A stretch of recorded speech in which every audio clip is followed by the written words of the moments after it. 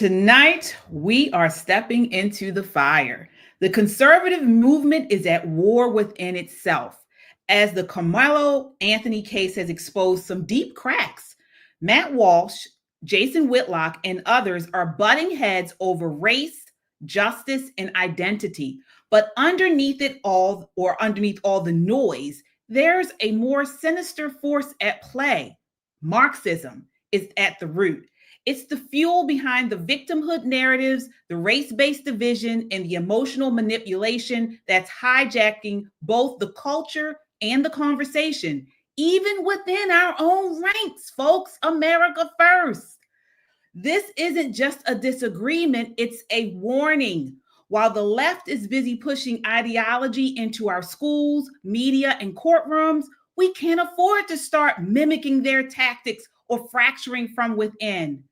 Tonight, we're unpacking the press conference, the pundits, and the poison of Marxist influence that subtly crept into the debate, even among some of our strongest voices. If we don't call it out now, we risk losing not just the argument, but the movement. Let's get into it. Next. Be leaders ourselves.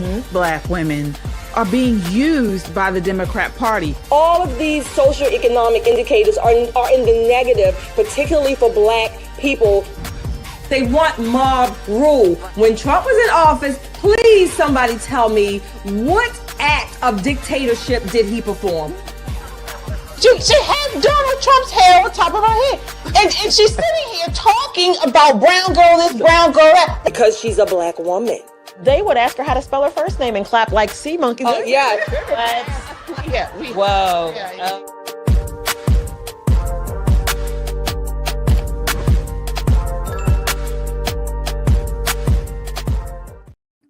Yes. It is Friday, and not just any Friday. It is Good Friday, and it's time for Pop and Politics. I'm KJ. Let me introduce you to my co-host. Of course, we have Nicole Bennett. And then joining us tonight is Isaiah Carter from Apostate Radio right here on YouTube. And for the first time, I don't know why it's taken so long, April Chapman right here from Unshakable with April Chapman on YouTube as well. How are you all doing tonight? Wonderful.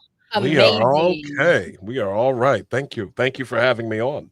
Absolutely. I am so excited about tonight. Folks, Shelly is out tonight. She is out, but she, of course, will be back on Monday for our Monday Night Live. But we got to dive in. And before we do me a favor, hit that like button, folks. We need this broadcast tonight to go wide on YouTube. And the more you hit, the more people that we get to like, the wider it broadcasts. So please hit that like button. And subscribe. If you haven't subscribed already, what are you waiting for? You know we're on here on YouTube. We're also on Rumble. You can listen to us on Apple Podcasts or Spotify under the name Pop and Politics. We love our chat. We shout out all of our super chats. So it's the best way to get your voice heard in the conversation and to show your love for conservative content. This is not just a podcast. This is a movement of God-fearing, truth-seeking, America-loving people that value freedom. Stand with us and subscribe. Folks, we are trying to reach 1 million subscribers. We know we can do it, and we can't do it without your help. So please subscribe. Stand with us so we can amplify this rallying call for freedom. All right, everybody, let's set it off. As we, the description for tonight's broadcast states, we are going to dig into this Karmelo Anthony presser, the press conference. Everybody's been talking about this press conference, the first press conference since the fatal stabbing. So, of course, you guys know this. We're talking about the fatal stabbing in Texas at the track meet, Frisco, Texas, involving Karmelo Anthony, who fatally stabbed Austin Metcalf. We have talked about this on here. Everybody's talking about it. Have you all talked about it on your shows, April and Isaiah? Have you guys talked about it? I've touched on it in passing, but I really wanted an opportunity to just let the story kind of develop a little bit more because I just kind of want to be careful with this one. In the conservative space, we already labeled all kinds of names, and I really just wanted my Christian worldview to kind of lead to allow me to rightly discern exactly what was happening. So I mentioned it in passing when it first happened and did something briefly, but I have not created any considerable content on this topic. So I'm excited to be here tonight. All right. And I know you spoke on it, I believe today, Isaiah. Is that correct? I actually did. I tried. So let me just go back a little bit. Yesterday, I actually made like a little video. I've been on vacation all week from the 9 to 5. So I wanted to make like a video because I hadn't made one all week. And so what I tried to do yesterday was offer a little bit more of a nuanced take. Like April said, I was trying to stay reasonable about it, let the story develop, not really get into it. But then I watched the press conference again. And then I don't know if you all are aware of another development that took place either last night or earlier today, but apparently Austin Metcalf's family was swatted. Right. Yeah. So once I heard about that, it was like, okay, all of the nuance and all of the, the nice balanced take that I had put out yesterday, and I retracted it today, and it's just I'm not happy about it. But I know we'll get into it, but I'm disgusted by all of this, and it's gonna be this is a mess. This is a mess from start to finish. It is. Nicole, we've spoken about it. What are your thoughts before we get into this press conference today? It is exactly like we called it. It's exactly what we thought was going to happen. Hats off to Shelly, who called it at 50 feet. This thing is going to end up being so much more than two boys who should have had a fist fight. It has grown into something that's cultural. It is divisive. People are lining up on both sides. And let me tell you, just about everybody's wrong.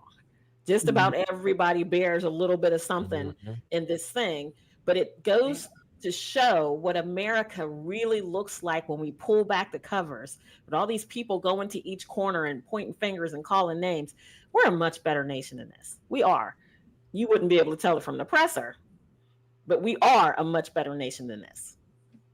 Yeah. And we are, and I think that there are a lot of different entities at play here that are motivated not by getting to the bottom of this, but by making it more, making it racial, making it a grift. And I'm going to really get into that. It's a grift for some people.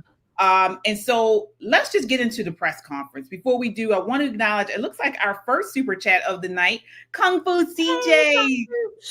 Yes, hello, with the $2 super chat, says, hello, ladies, to God be the glory. Absolutely, to God be the glory. Yes, indeed. And folks, again, your super chats go a long way in helping us produce conservative content, so we really appreciate them. Thank you so much. All right, so let's get into this press conference. We have it clipped out here. So it started off with the representative of the Karmelo Anthony's family. His name is Dominique Alexander, and he's something else too. We're going to get into that as well, but we want to take our time on this. We have another super chatter here. Kimmy Joe with the $5 super chat says, this isn't about race, but people want it to be. Are you guys going to cover the criminal record of the representative of the family? Thank you so much, Kimmy Joe, for your $5 super chat. Yes, we are. We are going to do that. And again, we're going to get into it all. We're going to get to the bottom of it. We're going to take our time with this. So let's start off with this first clip. Ooh, I'm hearing an echo. Let me see here. Hello? Okay. Oh, it's still there. Nope, there it goes again. I don't know who that is. Let's see. Okay. Well, maybe it's mine. Let me see. Let me see. Is it mine? Hello. Nope. I still hear you. It's fine. Well, let's just go ahead. This So let's. Oh, can you hear me? Okay. All right. I don't hear it anymore. Okay. So this clip that we're showing is the beginning of the press conference. Now, prior to this press conference, this was a press conference being held by the Anthony family, the first one that they've given. And Austin Metcalf's dad showed up. Now, it was a public press conference, but Austin Metcalf's dad showed up. He did not cause any ruckus or anything. We still don't know why he showed up, but he did. But he was asked to leave, and he was escorted out by the police without incident, honestly. And this now is the representative of the Anthony family responding to him showing up at the press conference. This is clip 1. And all I'm going to say, so it don't be asked later, is that was disrespectful and just shows you all the character who is not invited. He knows that it's inappropriate to be near this family, but he did it. And so I say to people, actions speak louder than words. Okay? What he has failed into is the political operatives that want to make this thing a political thing of hate, yet bigotry, and yet racism. We have conservative operatives that have been posting nonstop about this case. All right. So, Nicole, what was your thoughts when you first saw him at this press conference? What is your reaction to what you just saw? Oh, you're muted, Nicole. Myself, let's say. There it is. Thank you, production. One of the things, the first thing that came to mind was, my God, not another grifter, not another one. The way that he presents himself, the slime trail behind this man is at least 3 feet deep. It is unfortunate. We don't know why Mr. Metcalf came to this presser. He may have come because, again, he's already forgiven this kid for killing his son. He may have come as an outreach to say, okay, we're both losing our sons. Can we find some common ground? But to say that it's disrespectful for this man to come to this press conference, let's not forget the reason why you're having the presser. Your client, your person killed his son. And he didn't come raising hell. And he did not come with a gun. He did not come and call dirty names. From all accounts, he just came and kind of hung around. He was just there to see what was going to happen. This is not what this man purported it to be. What he's doing is stirring the pot, mostly because it's going to make him somewhat of a celebrity, maybe more infamous than celebrity. But this is what he's doing. He's going to make money and get a name on this kid's back. And it's a shame. It really is. April, I mean, when you saw that and you see this guy, what was your first reaction to him? Listen, this to me, this is a Sharpton 2.0 type character. And I was so willing to give this man the benefit of the doubt. So just on the face of what he said, without us knowing any backstory about him, for him to say that the father of the deceased, his father being there is disrespectful. I'm like, on what basis is he making such an assertion? If you look at the video, there is footage of the father saying, listen, I am not here to cause any problems. We already have the father going on record saying, I forgive you. You know, this is not about race. And so for this man to put into the ether, he said that the conservative pundits are trying to do this, that, and the third. And I'm like, no, you're projecting. This father is grieving, and he, from my estimation, has done nothing but try to present a very tempered and measured and level-headed response, despite the fact that he's grieving. And for this man to say that it's disrespectful for him to be there, as if the press conference was invitation only, it's just, I said, you've now shown us who you really are. These people are not, I don't believe they're interested in getting to the truth. They are the ones that want to make it about race. So many times, the father has said, listen, we don't want this to turn into some other narrative. But isn't it interesting that there's only one side that keeps bringing up race, keeps bringing up victimhood, never acknowledging the heinous nature of what this young man has done? Yeah. Isaiah, I want to ask you, if it were you, if you were in the shoes of Austin Metcalf's dad, would you have shown up? You know, this is difficult for me because as someone who's coming up on the 20-year anniversary of my grandmother's own murder, which I haven't really spoken about to any of you, I don't know that I would have had that forgiveness, inclination. Okay. I don't know if I would have had it, but Mr. Metcalf obviously did have it, whether it was coerced out of him or not. Well, that remains to be seen behind the scenes. But what upsets me so much is the fact that the forgiveness that he showed, the turning of the cheek that was done by this man after such a heinous, senseless act of this boy taking the life of his son, of one of his twin sons, to have that thrown back in his face as he was escorted out of that press conference, and then to be made an example of afterwards, the sniping, it filled me with the type of anger I just haven't felt in a while. It's like, this guy forgave your client. This guy basically said, it's okay, I forgive you, before anyone else. And this commie dog decided, I'm going to show up here and I'm going to push this narrative, trying my hardest. This hood rat communist decided that I'm going to make this all about the movement rather than anything else. Yeah, you're right. I despise that man. And what I hate the most is the fact that this guy, I don't know if y'all have his rap sheet. I know you. Yeah, we're gonna talk about that. But this dude is a human CVS receipt. Come on. All 3 feet of it. This dude is a human CVS receipt with his criminal record.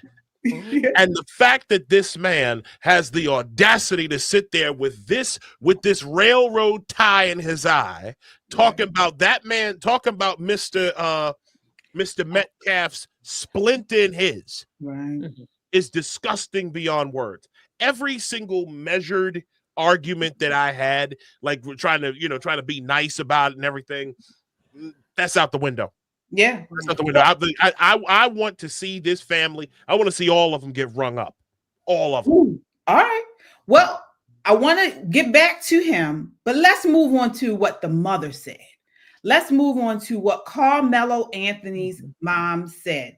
And I want to start at the beginning. I want to play a portion of what she said, because I want to ask you all if her response hit you like it hit me. So this is clip 3.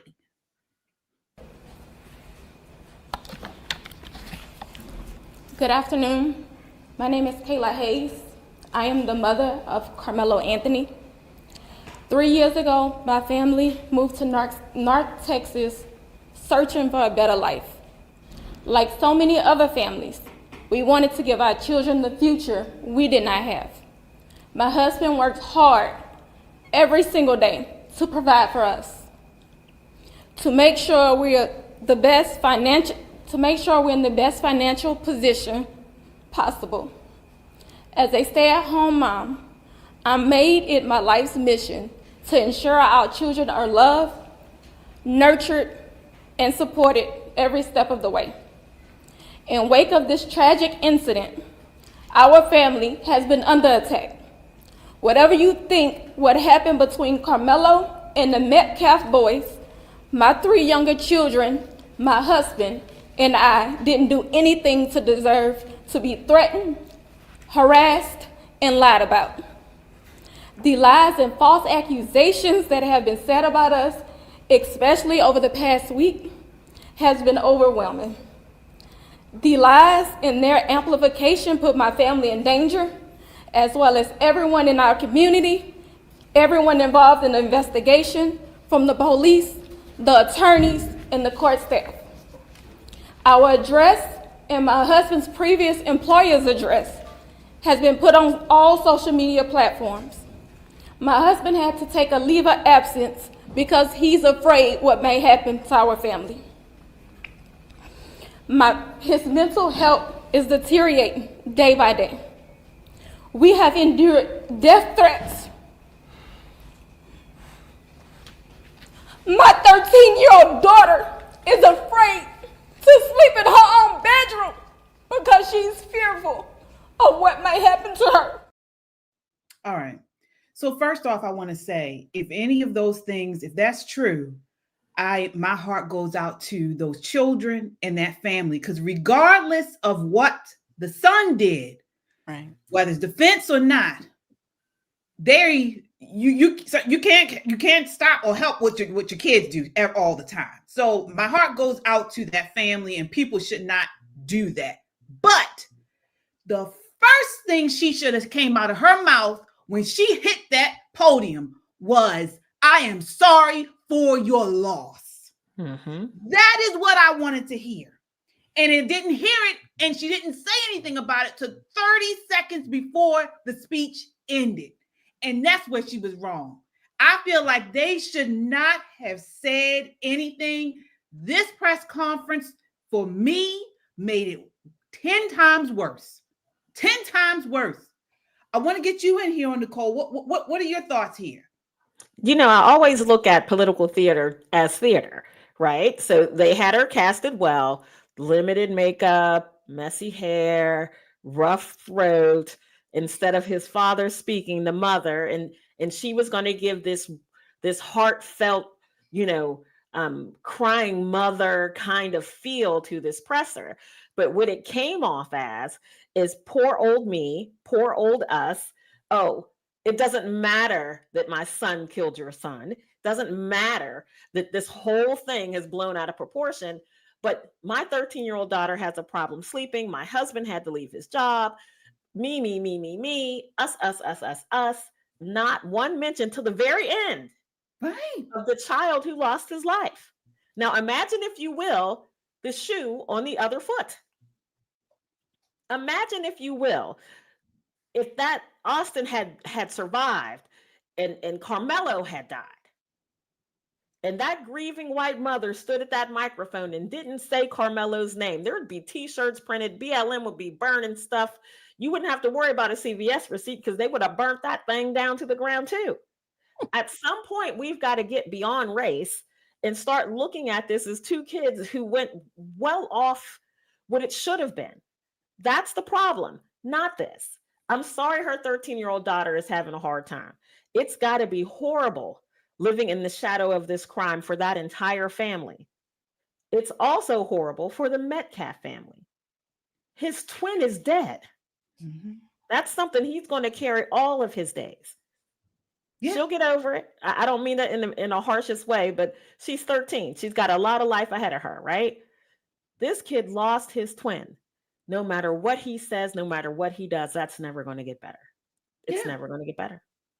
April, what are your thoughts on the way she started out this press conference, her first press conference addressing this case?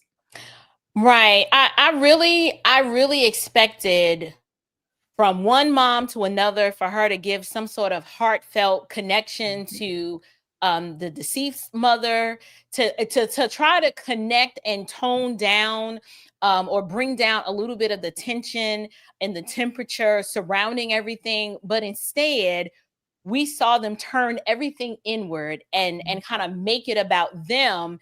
And it's, to me, this is reflective of what we typically see in our community. It's this huge lack of accountability.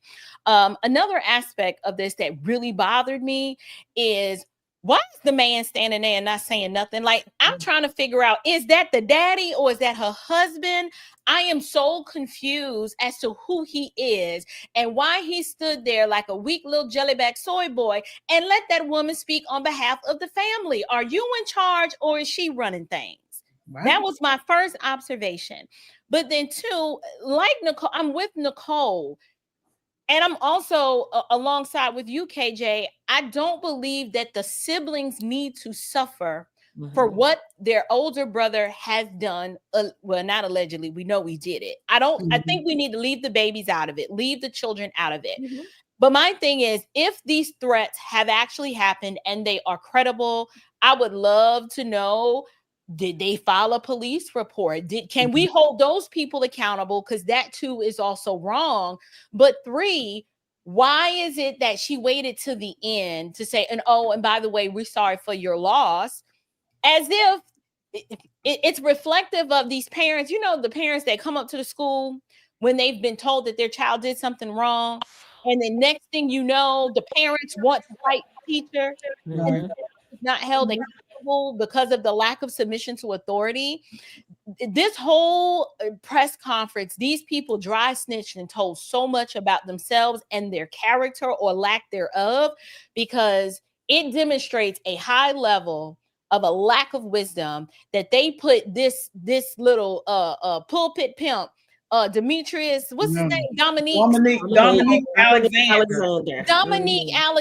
Like, I'm like, did you not do any due diligence to determine should he really be speaking for us? Because it ain't looking too good. There's too many red flags surrounding this family. And hear me clearly, I am not trying to minimize the pain that they are experiencing, because they got to grapple with the fact that their son stabbed someone to death.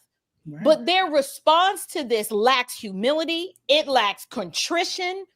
And to me, they are the ones that can truly control and bring down the rhetoric of racism and all of that, but they don't want to. They want to stoke the flames of it because they want to use it to their advantage and make sure that the country views the Karmelo individual as the victim, the poor little black boy that can't catch a break in this country because everything is racist. Right. You're right. Before I get you in on this, Isaiah, I do want to acknowledge our super chatters. Folks, thank you all so much. All right, let's see here. We have, all right, Hard Member who says, hate is a currency of our hearts. Can't cash soon enough. Yeah, yeah. All right, thank you so much. Who else do we have? Kung Fu CJ says, Metcalf just wanted to listen and ask a question. These people are out of it. Thank you so much. $5 super chat. Thank you. All right. Taurus Prince with the $5 super chat says, shout out to April, who introduced me to Vincent Everett Elliott. Y'all should check out his doc, Will You Go to Hell with Me? Yes, okay. I'm a huge fan. We're huge fans of Vincent Everett Elliott. Yes, thank you.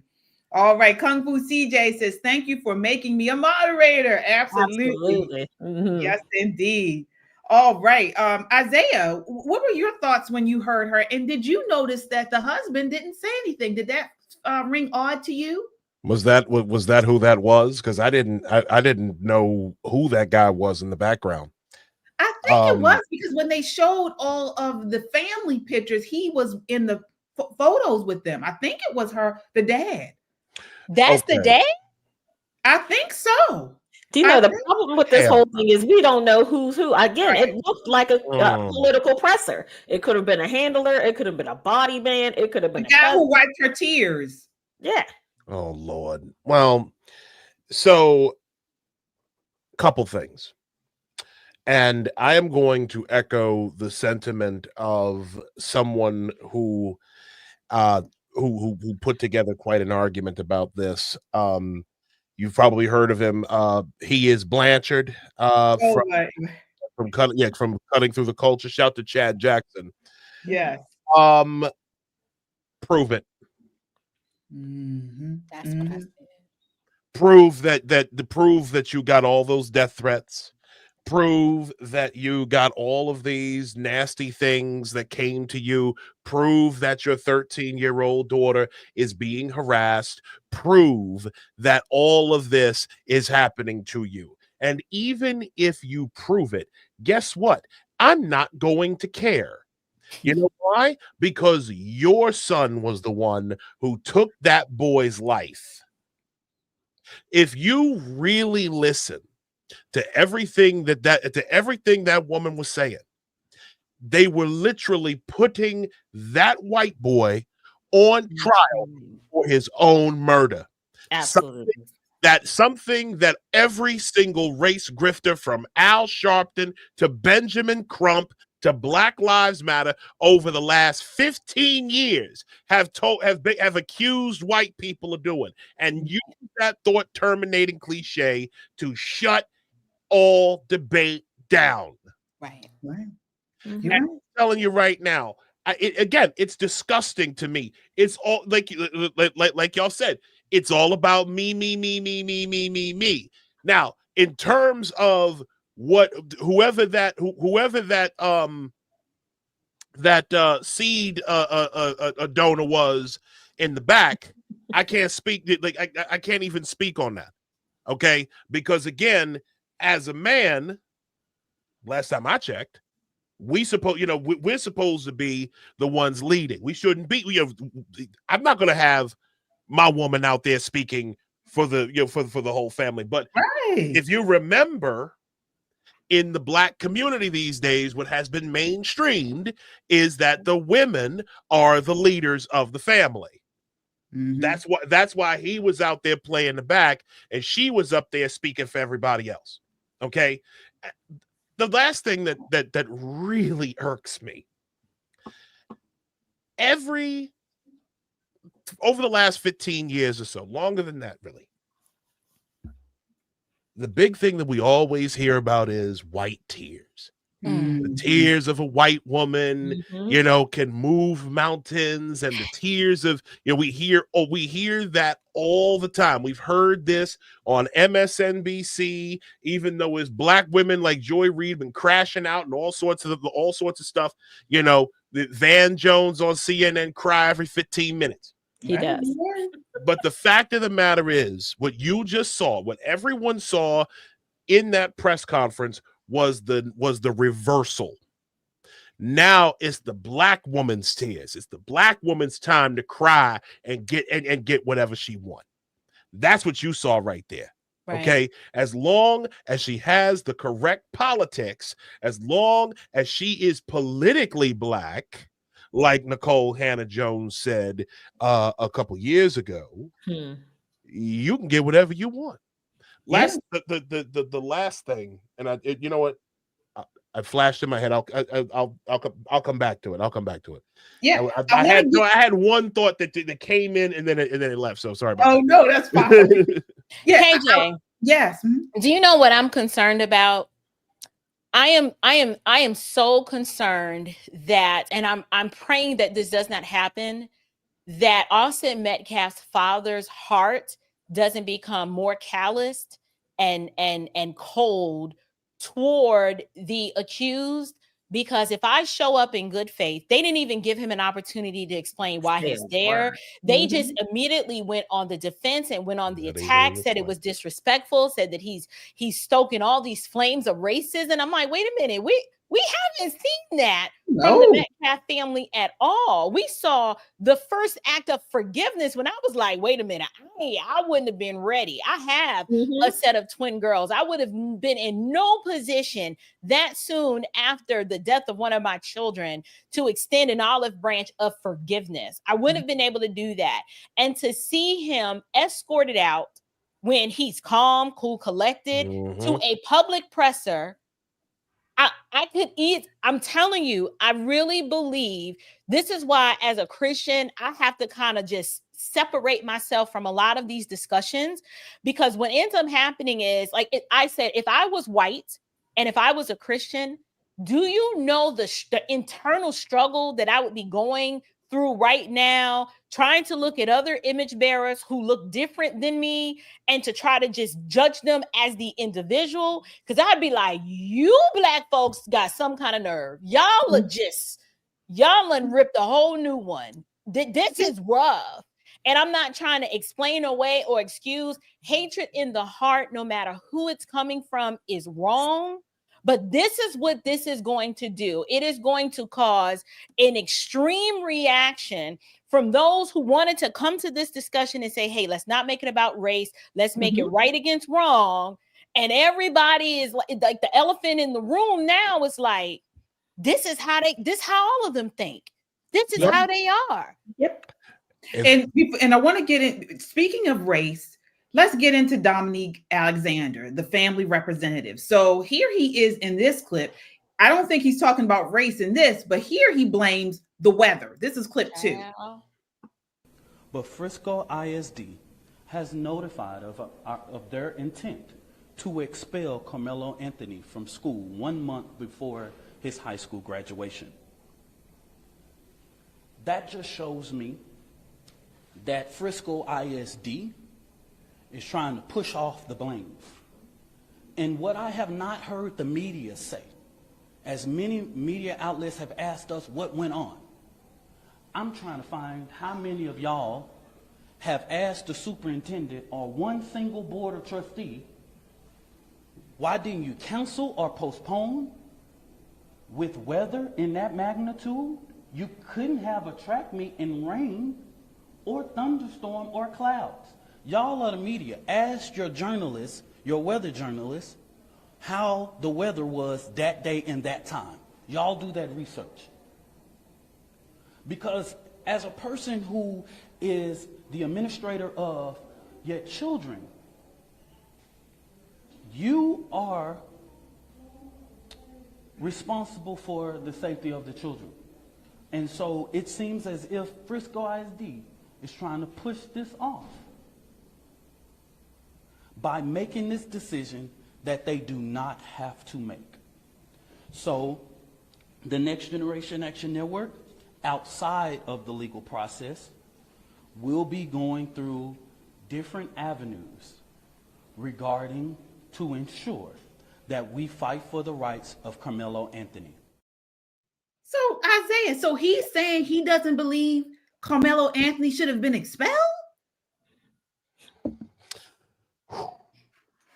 I have to breathe for a second because the first thing that I want, something that I wanted to go back to. I'll get to this. I'll get to Stan Stovall over there for a second. But yeah, I had to go back. I had to take it there for a second. Any of y'all notice that there is now a reversal, another reversal taking place? Whatever happened to believing victims? Whatever happened to not blaming the victim in any of this, right? Like wasn't that the major taboo that the left kept telling us day after day after day? If it was Christine Blasey Ford, or if it was or any of the Cosby and any of the horde of women that accused Bill Cosby of putting stuff in their drink, that was the thing. We were never supposed to disbelieve victims. We were never supposed. We used to hear it all the time, and granted, it's part of that truth that's married to the lie, right? Where the first thing that somebody would ask is, well, what did he do to get beat up, or what did she do to get violated while outside? We used to hear that all the time, and that was something that they used to scream at people about all the time. Yeah. And now here we are. The morals have been reversed. Evil has been exchanged for good, and now we have this thing this situation, and now getting to Stan Stovall. Look, I would have said Vic Carter, but Vic Carter is retired. I think he went to another city. Shout to him too. What the heck? Ooh, what does weather have to do with anything? You just talking to be talking. Yeah. At that point, you just talking to be talking. You just want to blame. You just think of y'all. He just stood up on that podium and just say whatever come to mind. Right. When it comes to exonerating, when it comes to basically putting the blame on the Metcalfs for everything that his client did to their son. This is despicable to me. This is like you're blaming the weather. He was already going to like I think the rules, if I remember correctly, because I did see this, they were already calling for his expulsion. By the rules of the school, his expulsion was already it was coming. Right. So what does the weather have to do with anything? You just talking to be talking at that point with your 50 point IQ. Yeah, he sounds terrible. Absolutely ridiculous. Yeah, he sounds terrible. I want to acknowledge our super chatters here, folks. Thank you guys so much. All right, let's see here. We have Wendy says, I was humbled by the forgiveness of Metcalf. Yeah, absolutely. All right. We also have another super chatter here. Erez Tree with a $10 super chat says Dominique Alexander is no minister of Christ. He's a convicted felon. He beat the crap out of a 2-year-old child, causing that child severe injury in 2011. He pled guilty to that in 2011. Look it up. Yes, we have the clip here of that. And she's right. So again, he has a violent past. About 5 years before he founded Next Generation Action Network, he was arrested for causing serious bodily injury to his girlfriend's 2-year-old son. He pled guilty to the charge in 2011 and was sentenced to probation. However, he reportedly violated the terms of his probation multiple times, leading the judge to sentence him in 2016 to 5 years in prison. However, he got time spent as part of his sentence, and he only spent about 8 days behind bars. This is according to the Dallas Morning News. In 2017, he was indicted on a felony theft charge related to a 2016 business dispute in Denton County. The charges were enhanced because of a previous conviction for forgery. He pled guilty and was sentenced to 2 days in jail with credit for time served. I mean, he has a pretty long rap sheet. He's got continuous violence against family charges, and that was in 2021. I believe that was dropped. We have a clip of them detailing these charges here. Let's see here. This is clip, one moment, clip 4. Here at the airport, I'm about to board my flight for San Salvador. The goal of this mission is to let the Trump administration, to let the government of El Salvador know that we are going to keep fighting to bring Abrego Garcia. He said he was not able to make that happen. He said, I'm not interested at this moment in taking a tour of CCOT. I just want to meet with Mr. Abrego Garcia. Trump administration is lying about Abrego Garcia. This is why independent media is so important. Thanks to people like you, patriots who love America and stand for truth, we're making a difference. Together, we've turned them off, called them out for their lies and propaganda, and held them accountable for their disdain for God-fearing, freedom-loving Americans like us. But we can't stop here. It's time to take action with our dollars. Let's make 2025 the year we double down on our commitment to values-driven choices. Vote with your dollars. Support Made in America. Back companies that honor our families, faith, and country. We found an exciting way to make this switch, and we want you to join us.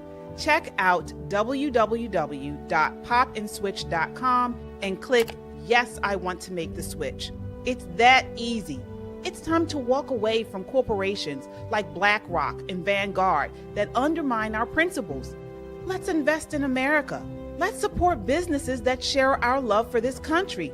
You don't have to take on everything at once, but you can start here. Join us in making this one small yet powerful step. Visit www.popandswitch.com. Click the link and schedule a call with our team to learn how you can make the switch. Together, we can create real change. What's up, guys? This is Giovanni, co-founder of Metro Conservative Media. We are the definitive home for the urban conservative. You think you got what it takes? Go to metroconservativemedia.com and click join the movement now. Dallas County grand jury has indicted a civil rights activist. Dominique Alexander, the founder of the Next Generation Action Network, was indicted today on a charge of continuous violence against the family. That's a third-degree felony. He was arrested back in April after his girlfriend, Kiera Saunders, told police Alexander assaulted her. However, in an affidavit filed before today's indictment, Saunders says she doesn't want any part of the prosecution and won't testify.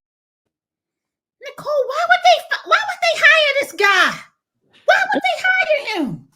Do you know, he probably talks a good game. He probably speaks in a language that kind of spoke to this particular family.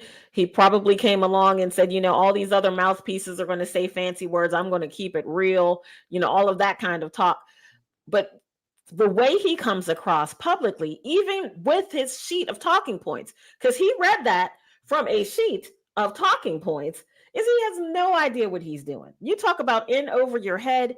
He is so underwater with this thing. He reminds me of, you remember In Living Color, that little comedy series, and they had the jailhouse lawyer that was throwing around big words and didn't know what they meant. This is what he reminds me of, except for this clown act is not helping this child who's going to face massive amounts of time in prison. He's not helping. And the comment that he made, outside of the legal process, he's here to help protect this child's rights. What does that look like? What outside of the legal process do you plan to do, convicted felon, to protect this child's rights? More pressers like this, maybe coordinate with some other so-called civil rights activists to raise a little hell, to drive more division. Imagine if they had not thrown out Metcalf's father, and there had been a moment between those two fathers where they hugged it out, shook hands, cried a little. It would have brought a salve across the nation that said, okay, now it's back about these kids. It has nothing to do with race. It has nothing to do with all of these things that we've made it about. Look at these two families saying, we're both going to lose our children. This is a horrible, horrible thing for everybody involved. But oh, no. They bring out Boo Boo the Fool, and he's throwing around words, and he's looking at his little piece of paper, talking his trash. It's going to make this even harder for this family. Much, much harder for this family. Yeah, I want to acknowledge our super chatters here before we move on. Folks, thank you all so much. And please hit that like button. We want to get this broadcast out to a wide audience, and it really helps when you hit the like button. So please, if you're watching, hit that like button. We have Kung Fu CJ with a $5 super chat, says this senator is a disgrace to the state of Maryland. Yes, he is talking about Senator Van Hollen out of Maryland that traveled all the way to El Salvador to advocate for an illegal immigrant. So yeah, we totally agree. Kenzie14 with the $5 super chat says the Anthony family's decision to use a convicted criminal as their spokesperson is dumbfounding. Guess they're all in good company. Yeah, it's not a good look. And speaking of that, I want to tell you all to take a look. I want to get you in on this, April. This is clip 5. Take a look. These are the type of lies. She's getting millions of views on this. Sarah, she's even came after me. She's even said all of those things.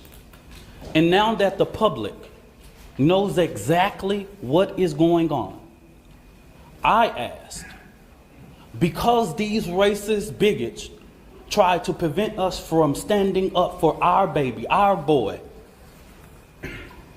He should be afforded the same rights that Kyle Rittenhouse had, Daniel Penna, and all of the people who have claimed whatever their defense was. He should be afforded the same right.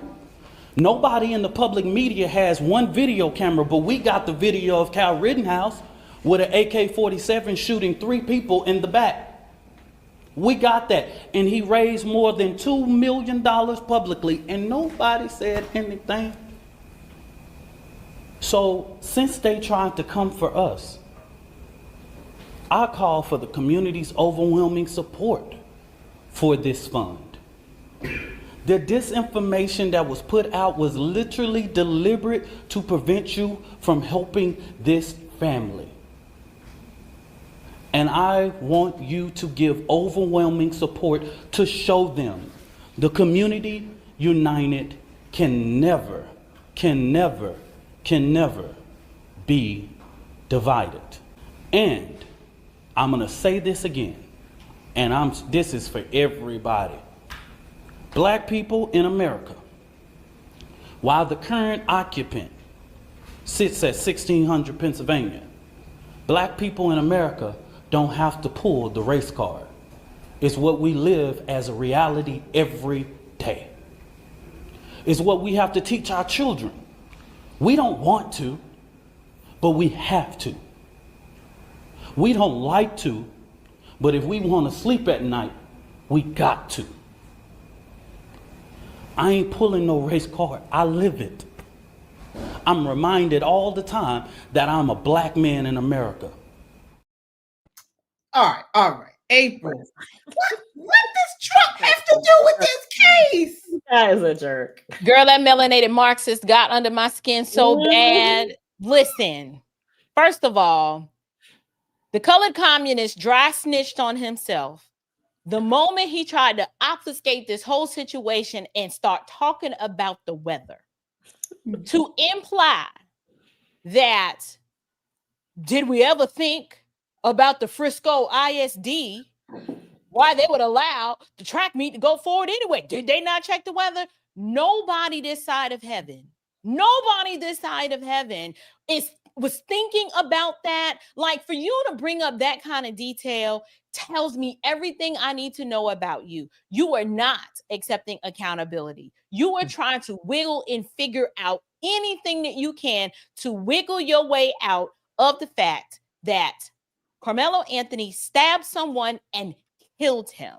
We can have a conversation about was he provoked? Did he feel threatened? Was his life in danger? We can have a conversation about that. But when you bring up an insignificant detail as to the weather that day, and then to implicate the school system and say this their fault, them right there have the nerve to have a track meet on a day like that with the weather that way. It tells me everything I need to know about this grifter.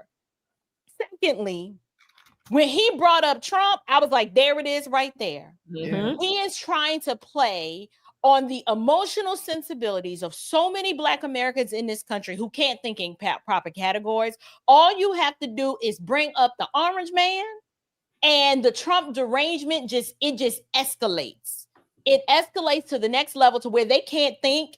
And then to say, you know, what it feels like to be a Black man in America because you got to live it every day. I'm like, there goes the victim card again. Mm-hmm. So I'm like, so you're essentially, I feel bad for Karmelo because these are the adults in his life that are crippling this boy, that if they thought this way before this incident, it's no wonder why he's like, well, I was claiming self-defense.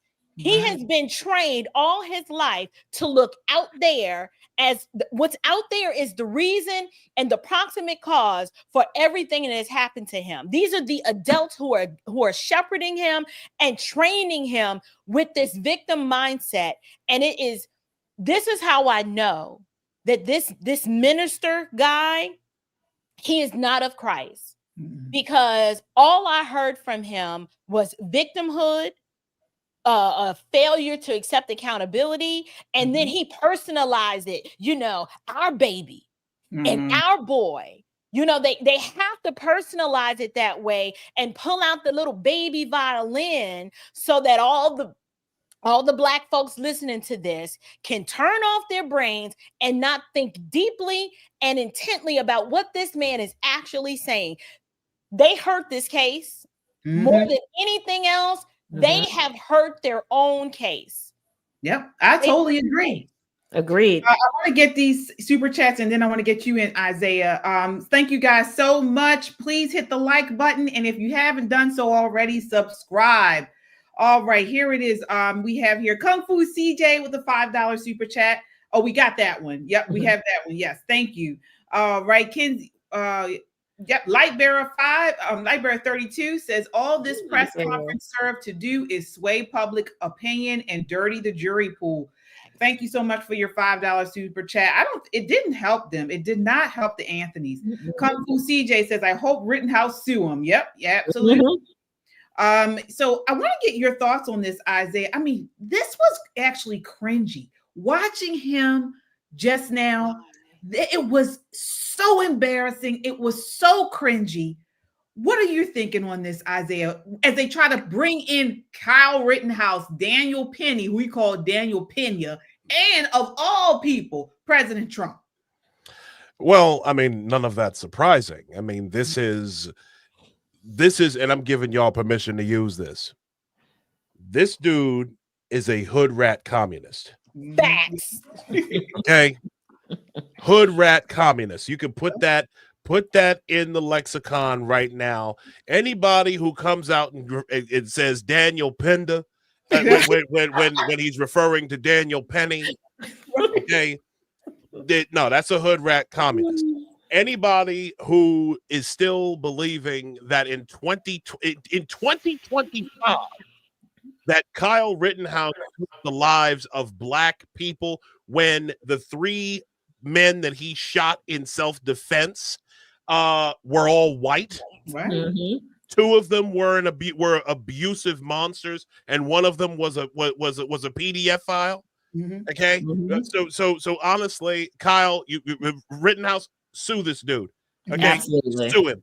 Anyway, secondly,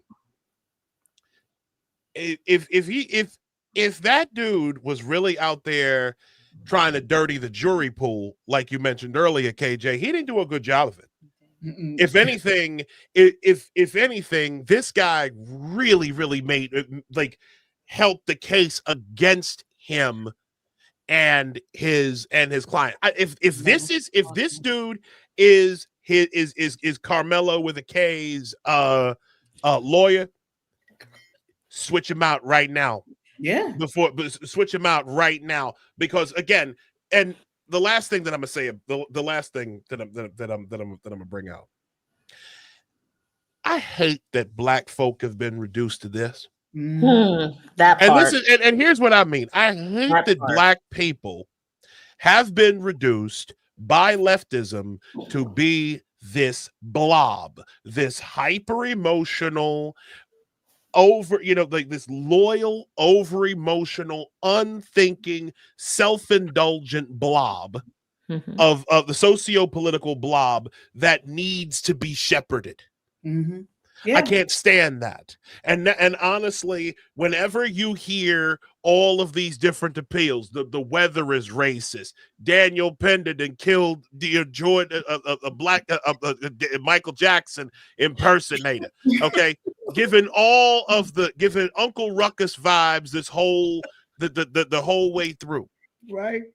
I am tired of this whole thing where Black folk are never allowed. People like this hold down the rest of us. It does. Okay. And if I may, I'm going to quote John Ridley from 2006, where he said, that which retards us is the worst of us. Ooh. Those who disdain actual ascendancy gained by way of intellectual expansion and physical toil, who instead value the posture of an urban, a street, a real existence, no matter that such a culture threatens to render them extinct. That man right there is the epitome of that paragraph. And I'm telling you, this is going to if this sets back the civil rights era, what can we say? Nothing. What can be said? Well, this is what I want to go to now. So there has been an outcry amongst conservatives about this case. One of them is Matt Walsh. Daily Wire's Matt Walsh, who is one of the conservative pundits that I watch quite regularly. And he says this. He said, if I told you that a young man stabbed another young man to death for telling him that he was in the wrong seat, and then I told you that one young man in this altercation was white and the other black, and then I asked you to guess the race of the assailant, every single person would know the answer immediately. Young black males are violent to a wildly, outrageously disproportionate degree. That's just a fact. We all know it. And it's time that we speak honestly about it, or nothing will ever change. So he's gotten some pushback about that statement, particularly from Jason Whitlock. I want to get your thoughts on this, Nicole. What do you think about what he said? Is it helpful? Is it correct? And is it the correct way to approach this because he's referring to this case? So how do you kill a monster? Do you ask the monster's permission? Do you wait for the monster to have a good day? Mr. Monster, I've come to talk to you about ending your life. He's not wrong. We do have a problem with young black men. We have a problem with violence in this nation, period, just flat out. But when you think about what he said, when he said it in this hyper environment, people are like, oh, he's doing too much. He's doing too much. But it's his job to do too much. This is what Matt Walsh does. He's made a career out of doing too much. He said the quiet part out loud. What are we going to do about it? Not the secret that's an open secret that everybody knows. Every single body knows this. What are we going to do about it? This is what I'm waiting to hear from so-called thought leaders like Jason Whitlock. What's the plan? Right. Is the plan to continue to put our head in the sand and pretend like it doesn't happen? Yes, you can pull FBI reports and show, America's top 10 most wanted and are all middle-aged white guys. Absolutely. But we're not talking about that. We're talking about when it comes to violent crime, fisticuffs, if you will, right? Stabbing, shooting, raping, maiming, all of that kind of crime that impacts the Black community, Black on Black crime. You don't want to talk about that. You want to talk about other people committing crimes against minority people, but let's talk about how we fix it. Let's not point fingers anymore. Something has to be done. Eventually, if we don't, we're going to run out of children. They're going to run out of people to harm. Then what happens? Then we're going to sit around and say, we probably should have said something about this a while back and did a little something to fix it. And for me, it doesn't matter where the solution, or I'm sorry, who calls out the problem. What matters is where the solution comes from. Right. I'd rather us take a look at this problem. I don't mean us as, the greater America. I'm talking about Black America. I want us to fix what's wrong with our culture, us to fix what's wrong with our families. We can. It's going to be a Band-Aid moment, make no mistake, but we can. We have to do something. And I hate that Matt Walsh was the guy who had to bring it out. So let me ask you, April, because Matt Walsh is he's a Christian. I don't know if he's Catholic or Protestant, but I know he's a Christian. His platform is faith-based, a lot of faith-based issues. Was the message he gave the correct way to give it? Because what Jason Whitlock was saying, and again, Jason Whitlock has a Christian platform as well. Why are we talking in terms of race like the left? So was that an incorrect way to say this? Now, again, we all have called out the Black community. We all have. We do it on this show. You do it on yours. Isaiah does it. We all call out the left, the Marxism, the communism in the Black community, Black folk. We all call it out.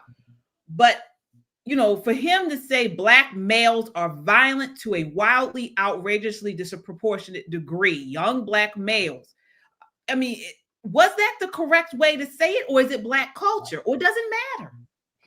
I'm going to say something that, it may not be popular and it's probably going to be incredibly controversial, but y'all must have invited me for a reason. So here it goes. Oh, we free speech here. We free speech. Listen, Matt Walsh has done something that has been missing amongst the heterosexual white male for a while now. He exhibited a little bit of bravery and courage, and he didn't allow the culture or the accusation of, that was really racist, or this is not the time to say it. And he just said it.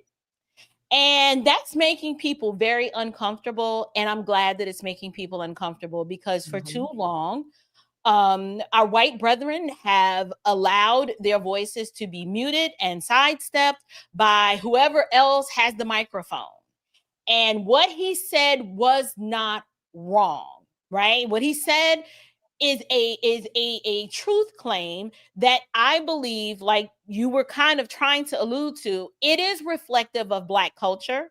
And I don't believe anybody who was trying to hear the heart of what he was saying is going to walk away and think that he is saying every single Black boy without distinction is this way. Mm-hmm. What he was doing was making he was partying in the margins, not on the outliers, and saying there is something going on that's reflective of perhaps this matriarchal culture that is causing Black men to be more inclined to be violent than other people groups. Mm-hmm. And we know this to be true because we can look at our urban centers, our municipalities where we are heavily concentrated, and it's a whole lot of violence. But I would be a little bit more inflammatory than Matt Walsh and say it ain't just Black boys these days. It's Black girls are out here wilding out as well.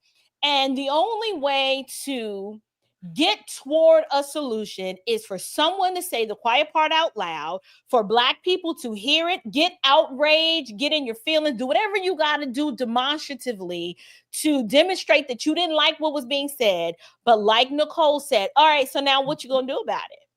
Are we going to have a discussion about restoring the family? Right? Are we going to have a discussion about how families, when they were intact, used to restrain this kind of wickedness in their own children because they were disciplining them? And those disciplined children would then go to school and they would demonstrate a healthy respect for authority, and they would show it by way of how they treat their teachers. And then from there, it would just spread out into the rest of society, but we don't have that anymore. So instead of me taking offense to what was an objective truth claim, I chose to be like, ooh, Matt was real bold and brave for saying that, but was he wrong? And are we going to castigate him for saying it, or say our side of the street is so jacked up that it took the people on the other side of the street to be like, yo, your trash is spilling over into my yard. Y'all need to clean this mess up. We can't live on the block together like this, or else we're going to have to separate. Now, I'm paraphrasing. Matt didn't say that, but that's how I took his statements. I understand how some people could feel some sort of kind of way because of who said it, to say, well, this is not helpful in this moment. Well, when will it be helpful? When will it ever be the right time to say we have a problem in the Black community? If we don't restore order, he said we have a problem with Black people. He didn't say the community. He said we have a problem with Black people. And so this is I got a problem with some Black folks too, though. I don't want to live near Jay Quayshawn no more. I tried saying we're gonna live amongst our people, and they breaking into our cars. They're doing home invasions. My girls can't go out to play without their dad being helicopter dad. Like, listen, I'm from the Bronx. I am from an urban context. I've lived around Black folks my whole life. This is the first time in my whole life where I'm like, you know what? It ain't gonna be so bad if we had made a different choice. It may not be the word, and people can judge me for that all they want to. No, but my we're all question there. is, at what point do I continue to allow the infestation of the moral rot that's happening within the Black community? At what point do I shield myself from it because I have children? Right. Exactly. And so I want to get you here, Isaiah. So where we are then at this point with what we have with Matt Walsh and what we're talking about is we have we have photos like this. So this is photo number 2. We have, producer, do you have it here? Photo number 2 they have this is a peaceful protest that they are supposedly having April 19th in Frisco, Texas. They called Protect White Americans. And again, this is in the name of justice for Austin Metcalf. Stop Black violence on white Americans. And before I get your comment on this, Isaiah, this is what Jason Whitlock of BlazeTV had to say about this photo. This is clip 10.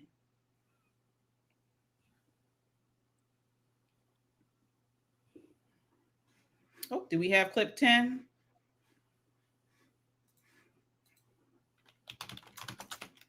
Oh, all right. Let me see here. I'll tell you what, when I saw that, I was like, ooh. No. 1 second. I can get it here. All right. Well, while you're doing that, I'm gonna just touch back on something that April said a while ago. The reason why we don't have the type of emotional restraint or discipline or anything of that nature is because limiting principles got called respectability politics a long time ago. Let's just be clear about that. We were told years ago that that just little things like pulling your pants up off your behind, treating women with respect, okay, and like having like a sense of protection, taking care of your neighborhood and the people around you, like stuff that just seems like common sense got called respectability politics. Oh, you trying to look good for the white man, right? Instead of trying to look good for yourself. Okay, so what does that tell you? That basically said that was a further degradation of the culture. How am I, as a Black man, as an uncle to 5 boys, okay? How am I supposed to combat what Matt Walsh, fellow Baltimorean, by the way, how am I supposed to combat what he said when I see when I see this foolishness on a regular basis? The violence of young Black men, or YNs as they like to, as I see. Like I live in New York City, okay? I'm here in Brooklyn. I see this foolishness all the time, okay? I see the from the shoplifting to the jumpings to the stabbings to the stuff on the train. This is a quote unquote lived experience. This is a lived experience, but nobody wants to talk about it because it doesn't follow the narrative. See, and unfortunately, the one thing that I see is that the ones who are the proponents of this stuff, they want to be violent, undisciplined, emotionally and mentally.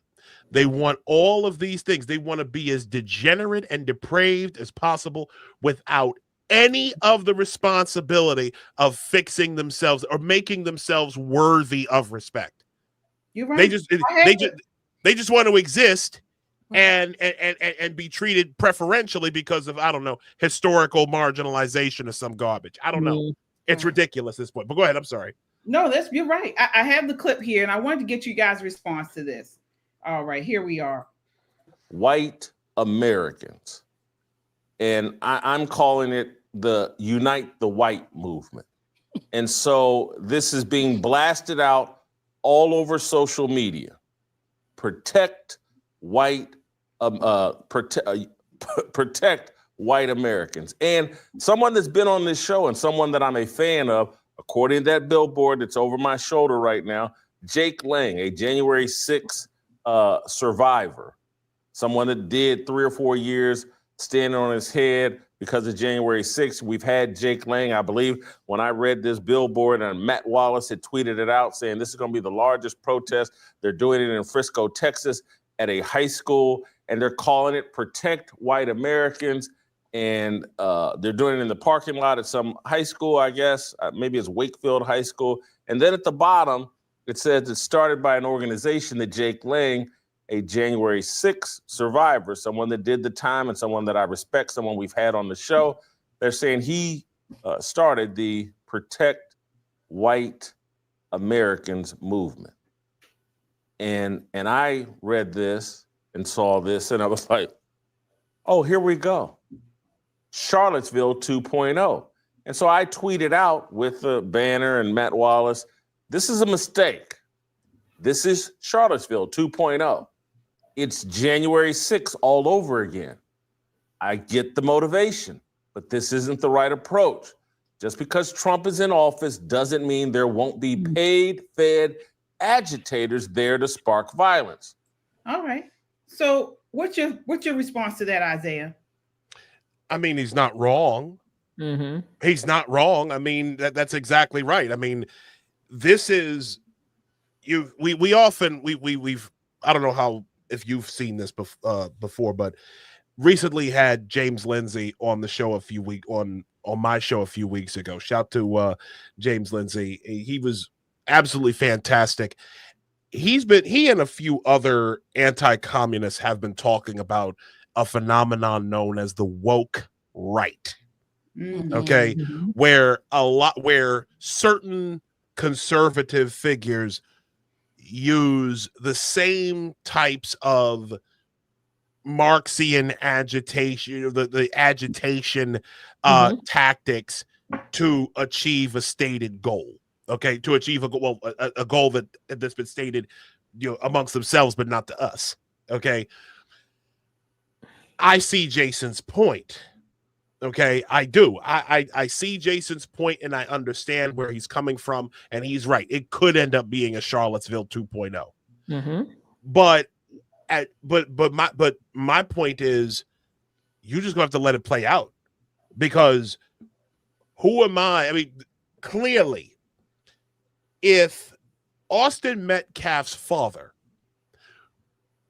just by his presence alone, could not stop the temperature from going up, what makes you think anybody else who avoids that meetup is going to anyways? This is inevitable. Mm-hmm. This is, I hate to say it, but this is inevitable. When you have like this kid was killed in cold blood. This is the first time anything like this has happened in such a public fashion, to a point where you have mainstream media outlets struggling to struggle. I'm talking about leftist mainstream media outlets are struggling to develop a narrative to make this thing stable. Okay, to imprint, because a lot of people, like, they're just not going to defend some black boy murdering a white boy just on the basis of, oh, he touched me. That ain't gonna fly. That doesn't even fly on self-defense grounds. Mm-hmm. I'm just worried because I feel like we're falling into a trap. I feel like this is not the answer in terms of fixing the Black community, fixing this Marxist ideology, because that's what it really is. It's Marxist, and Marxist with a Satanist, and it all goes back to the great deceiver, Satan. And I feel like we're being deceived because when we continue to talk in these terms of race, although I'm right there with you guys, I don't like Black folk getting on my nerves. You know, I'm around Black people all the time. I'm living in Baltimore City. You know, I am with you. But I don't know. This just does not seem like the right way to fix this, to go about attacking this as God-fearing, truth-seeking Americans. It feels like us calling it out, saying Black people are violent, Black men are violent, even though they are.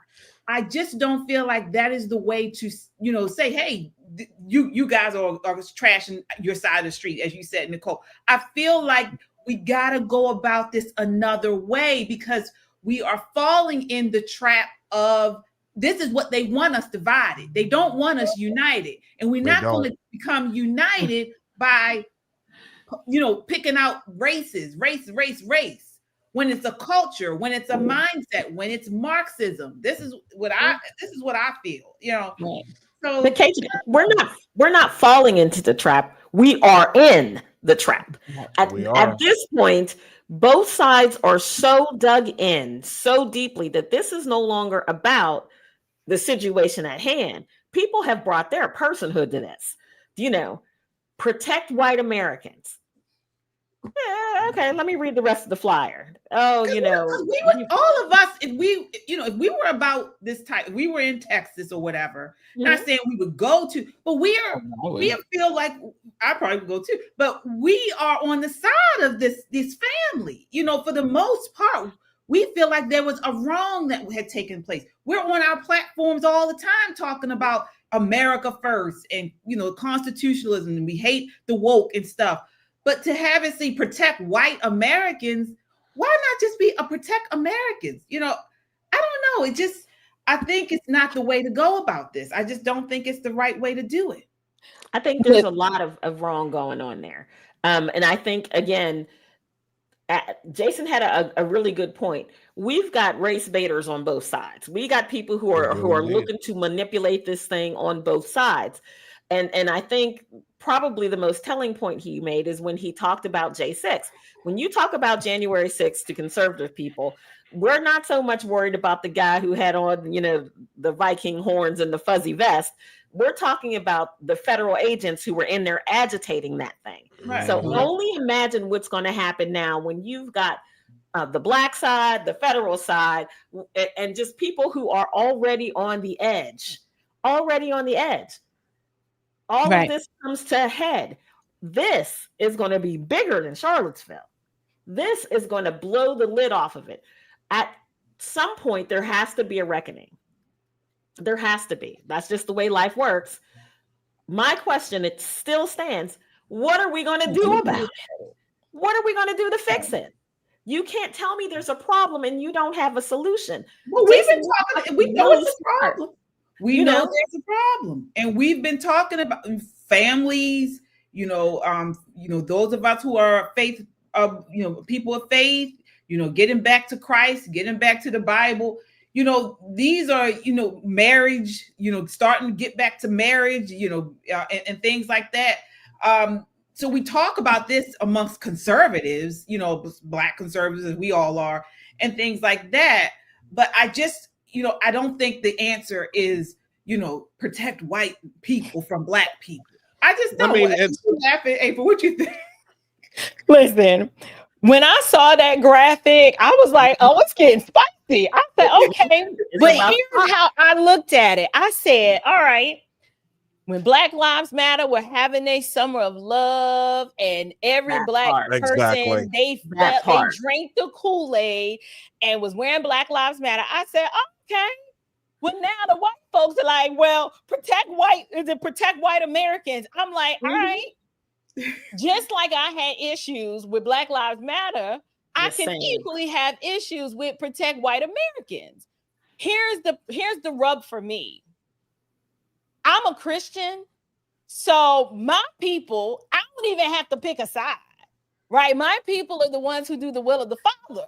So, like, my white brothers and sisters, that I go to church with, I ain't got to worry about them being at a Protect White Americans rally. Just like they didn't have to worry about me going to a BLM rally. Because I'm sober-minded about this, and I don't want to fall into the Marxist trap, right? I hear what Jason is saying, how this is Charlottesville 2.0.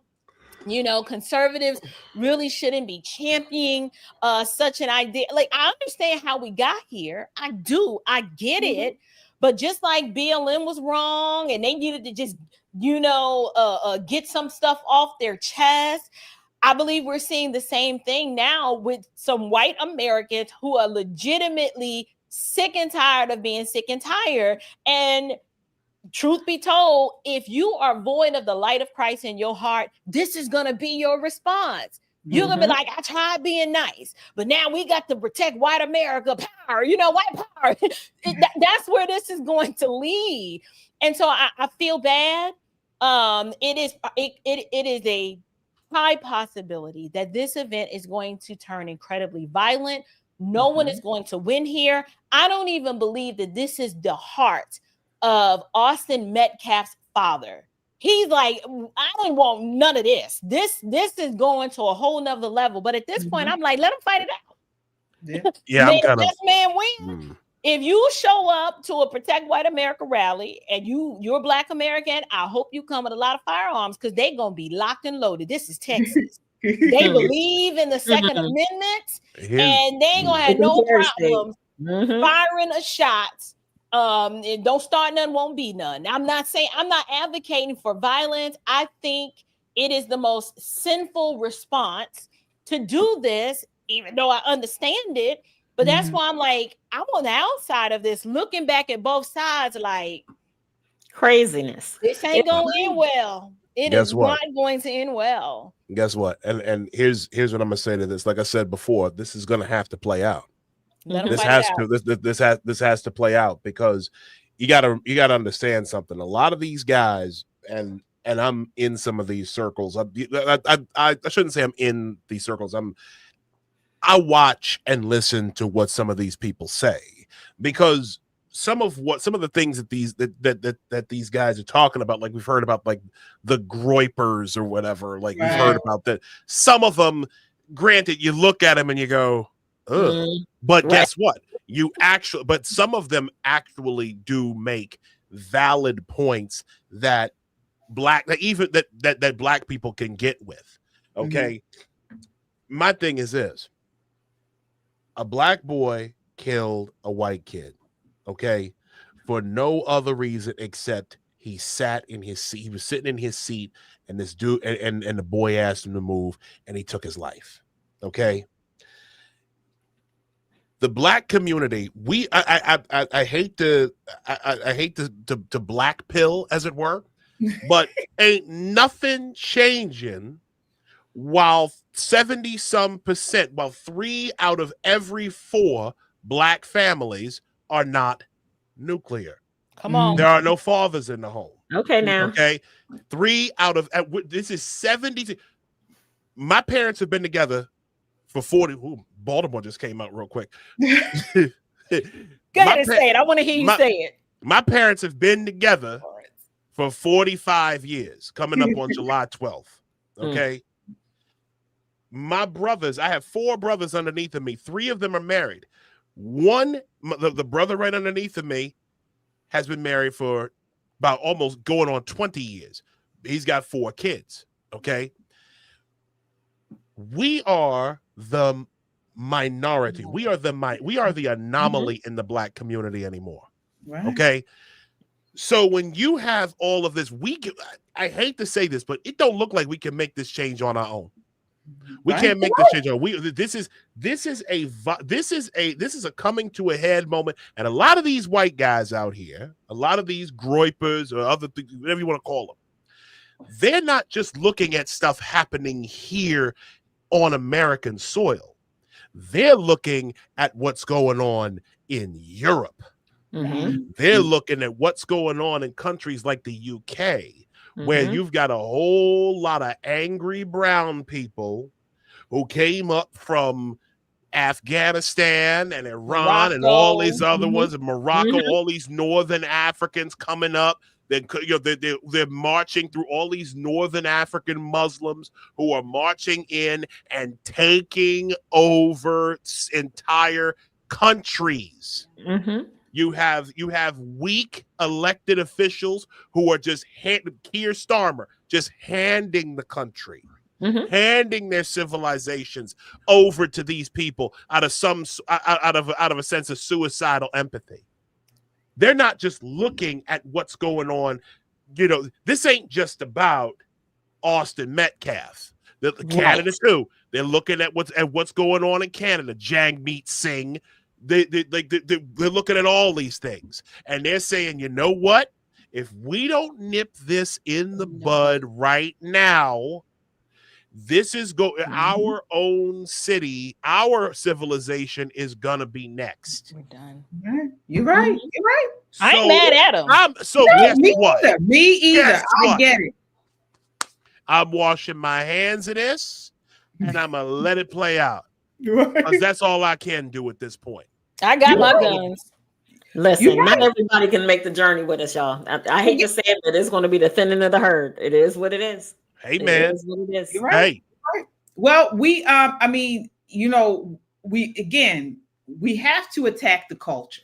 The culture is what is pushing this type of stuff. Because guess what? Yes, there are a majority of the violence that we're seeing is being perpetrated by Black males, but it's starting to creep over into the culture. It's infecting white people too. Here's a perfect example. Clip 7. This is a white girl. Wise? Yup. And all these hoes laughing like something funny. She's talking about the audience, that they're laughing at her. Did you say the hoes are laughing? Yep. So the audience are a bunch of hoes? Yep.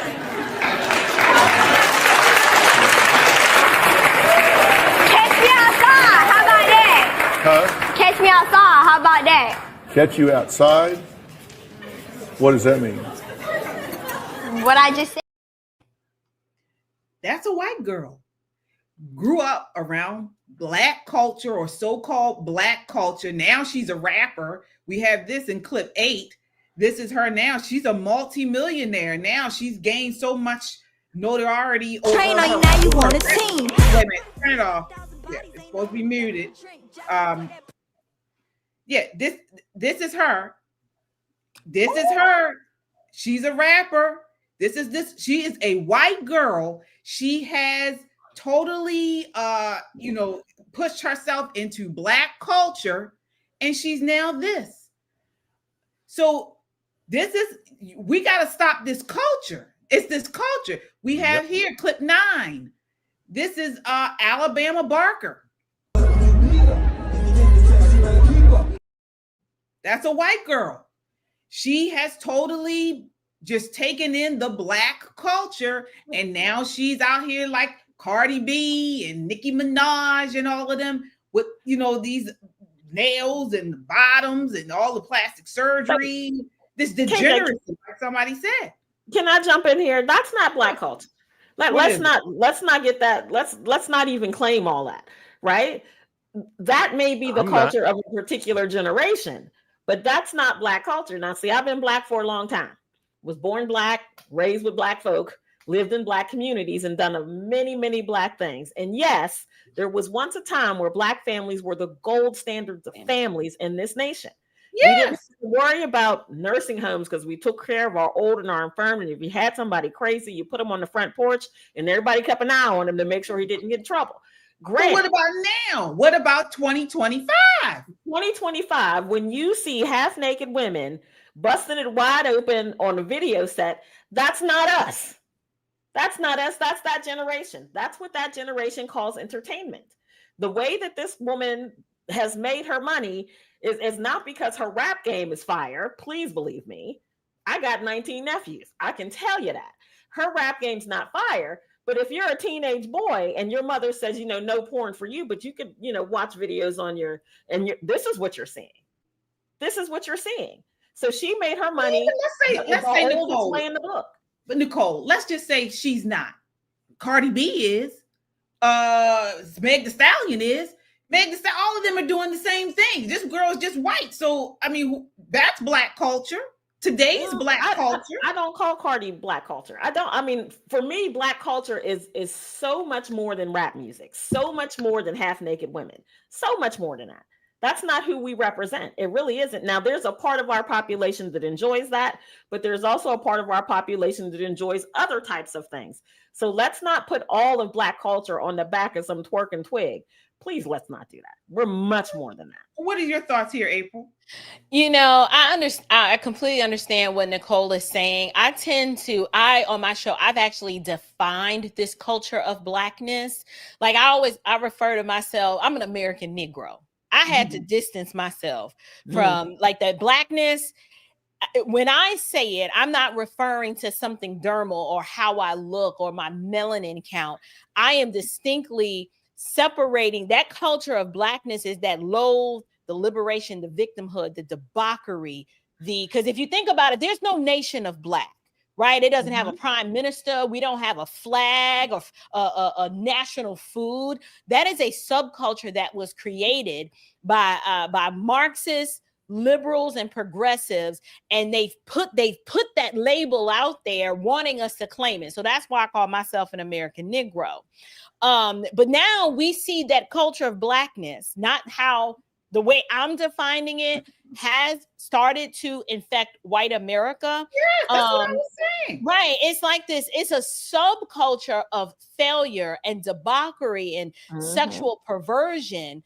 The American Negro was not like that. We were the gold standard, like Nicole said, of family. Our families were intact. We were having lots of babies. We loved Jesus, and he was at the forefront of our minds. And even if you didn't, go to church, you had this healthy respect and reverence for the God of the Bible. But today, the matriarchal squalor and the 3 generations that we are seeing of bastards raising bastards is that's what you see. The white girl's mama, she can't reel her in. This girl is basically exploiting herself by exploiting that subculture of Black American culture. She's owned it, and she's making a fool out of herself, but she's also making a fool out of Black Americans. I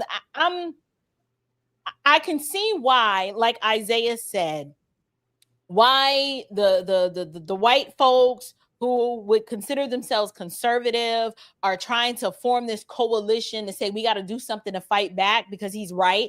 They're looking at what's happening in Europe, and if they got the blood of them white boys who fought in the American Revolutionary War, they're like, yeah, we've had enough. Just like they had to whip up on King George and the British to say, we pledge our love, our sacred honor. We're not letting America go down like this. I mean, at some point you gotta respect the pushback that they're giving. But me, as a child of the Most High, I'm just stepping back and saying, y'all go on and fight it out, because I can't participate in the BLM side or the Protect White America side. I'm on the Lord's side. All right. I do want to acknowledge our super chatters here, folks. Thank you all so much. We are nearing the end of the show tonight. We really appreciate you. All right, let's see here. We have Lightbearer says, I didn't say it was successful, just an attempt. All right. Thank you so much. All right. Who else do we have here? All right. Taurus Prince says, anybody built that time machine yet? I'm leaving MAGA hats all over history. Thank you so much for your $5 super chat. All right. We have Yoni says, the racial pot is starting to boil over in this country, and soon the lid will blow. I agree with Whitlock. All right, Yoni. Thank you so much. Shemaine says, one night, a group of young men surrounded one kid and threatened to ice him up. I then put on my high beams. They then dispersed, then said, run home. Oh, wow. All right. Thank you so much, Shemaine, for your $5. Too much violence is what she said. Absolutely. Yes, indeed. Yes, indeed. Hard Member says, praise the Lord and pass the ammunition. All right. Absolutely. Kung Fu CJ says, they grow up in the hood and they can't help but be hood booger. Yep. Yeah. Mhm. It used to be though. You even if you grew up in the hood, you weren't like they are today. Right, you can still turn out nice. Yeah. Right. Mark Slater with the $10 super chat says, I think Chris Rock did a skit on the difference between black people and we know who he talking about. Yeah, I know. Come on, say it, Mark. Yeah, Say I was there yes, saying Mark. it. Sylvia, thank you so much for your $2 super chat. Thank you. All right. Yes, indeed. So, folks, we are at the end of our time tonight. I love this discussion, love the conversation. I want to give final words to each of you. I want to start with you, Isaiah, for the final word for tonight. What would you like to leave people as we go into this Resurrection Weekend? Wow. Well, thank you once again, ladies, for having me. It was great to be here. I have so much fun when I'm with y'all. This has been great, and I want to just thank you again for the opportunity here. I want to say this. There are 3 words two sets of 3 words rather that my parents, shout out to Kevin and Robin Carter if they're watching, 2 sets of things that my parents taught us to pray for, to seek God from, right? The one thing, the first thing is wisdom, knowledge, and common sense. Okay, this is something that we all must be seeking right now in these trying times. 3 months into a brand new administration, a very, very angry opposition who are looking for any reason to act violently, a good part of it's been polled like over 50% actually believe in assassinations being necessary, like this violence that we're talking about here. Okay, we need to seek wisdom, knowledge, and common sense right now from God. Okay, and that's keeping it real. But the other thing, for those of you who might be bugged out, worried about what's going on here, remember these other 3 words that my parents love to repeat even to this day. God is sovereign. And ultimately, it's him who is going to have the final say in all of this. He's still on the throne. And listen, no matter what happens, I'm going to be good over here because my faith is in God, and my faith is in who he's put as our leadership in this country and the leadership that we have within ourselves. So that's where I'm at right now. All right. And where can people find you, Isaiah? You can find me on X at Isaiah L. Carter. That's ISAIAH Carter. You can also follow us at follow my show, Apostate Radio, at Apostate Radio NY. That's Apostate Radio NY. We are on Sunday nights at 8 p.m. On for about 2 hours or so, 2 to 3 hours. This Sunday, we have Dr. Julie Bailing, who is the creator of the Beneath Sheep's Clothing documentary, which talks about the infiltration of communism within our institutions. We are quite excited to have her, and I hope y'all will join us. All right. April, final thoughts for the audience. You know, at the end of the day, I echo so many of the sentiments that Isaiah shared. One, thank you guys for inviting me and having me. This was an infectious panel. Nicole, you are brilliant. KJ, I absolutely love you. But I will end with this. It's important for us to use wisdom and to be sober-minded with this. I thank God for so many of the solid men that I have in my life, such as my husband and other mentors and just good godly brothers who are able to kind of come around me, and I'm able to bounce these things off of them to make sure that I'm not responding out of my emotions, and that I keep the wisdom of the scriptures on the forefront of my mind. I want to encourage the audience to treat people as individuals. It's going to be so easy for many of us to harbor hatred and resentment and bitterness in our heart toward others who may not share our ethnic reflection because of what's going on in the world and because of what we see going on in the culture. And this case might be the powder keg to cause many of us to respond and act in our flesh. And so I would encourage us not to do that. When you're at the grocery store, you know, if a little old white lady cuts you off, you know, don't take it personal. Maybe because she didn't see you. We don't know. But what we don't want to do is to be reactionary and to believe that there's racism under every single rock, nook, and cranny, and that we treat people on the basis of them as individuals and not part of these constructs, because that's what Marxism seeks to do, which is to destroy all of us and make all of us ideological slaves. And so thank you so much for having me. You can find me right here on YouTube at Unshakable with April Chapman. I'm on X as Unshakable WAPR, and Unshakable with April probably on all the other platforms. Excellent. And Nicole, what's your final thoughts for the audience? Well, I want to thank April and Isaiah for setting this panel off. We had a time. There was a time to have been had. It was love, love, love, love, love. As we go into the highest of holidays, right? Resurrection Sunday, it just gives me pause that as a nation, we've got to get on our face for this nation. For everybody under the stars and stripes. There's so many moving pieces, so much strife that's happening. It is so easy to do exactly what April said, to start painting people with a broad brush. You know, somebody has brown skin, she cuts you off, you need to get deported.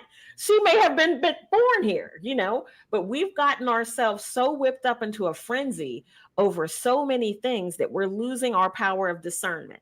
We're losing the individuality that made America, quote unquote, great.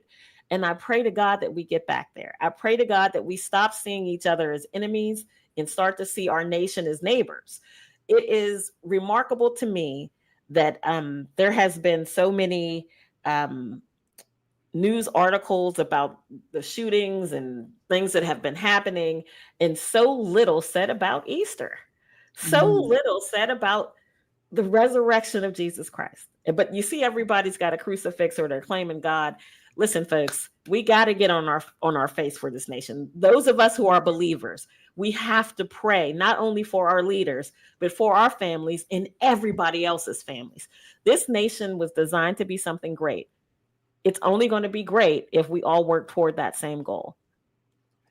All right. Yep. I want to thank you all for joining us tonight. Again, April and Isaiah, thank you guys so much. You got to come back. This can't be the last time. We got to have you both, back on with us. I'll echo everything you all said. You know, we as content creators, as podcasters, we talk about all of these issues, all of these topics. Sometimes it can be heavy. You know, there's so much going on in the world right now because we live in a fallen world.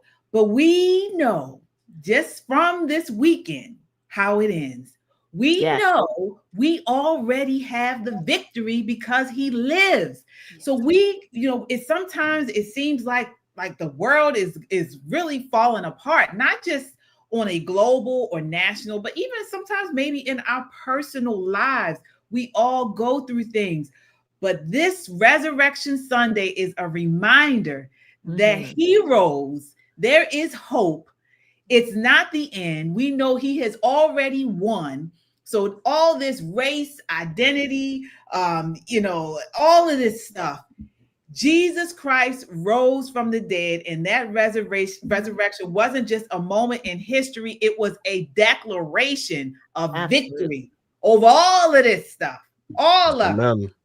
Amen. So, girl, we got to continue going, and we will continue to move And I thank you guys. I thank you all for watching with us on this Good Friday, because in spite of it all, it is a Good Friday. Amen. If you can hear this, if you can see this, this is a Good Friday. So I wish you all nothing but the blessings of Jesus Christ.